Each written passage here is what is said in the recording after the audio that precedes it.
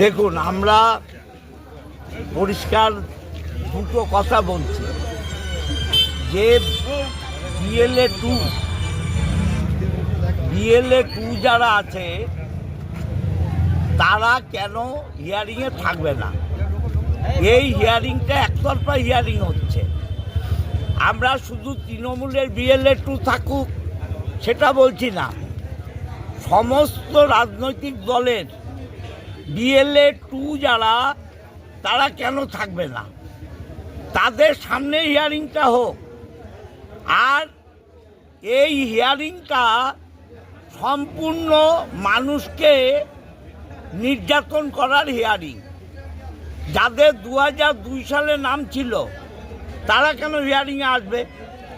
যারা সরকারি কর্মচারী ছিল তারা কেন হিয়ারিংয়ে আসবে? যারা ভারতবর্ষের সৈনিক ছিল তারা কেন হিয়ারিংয়ে আসবে?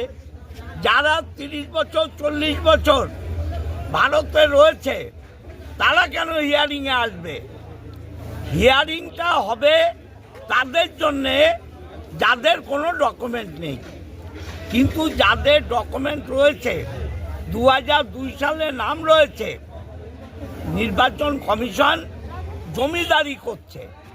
আমরা বলছি বিএলএ 2-তে থাকতে দাও।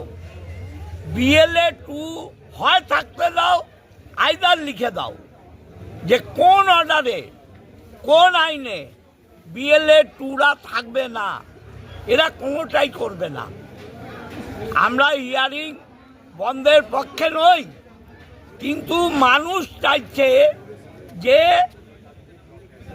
সর্বদলের বিএলএ 2 রাখা হোক, আইদার কেন থাকবে না সেটা লিখে দেয়া হোক।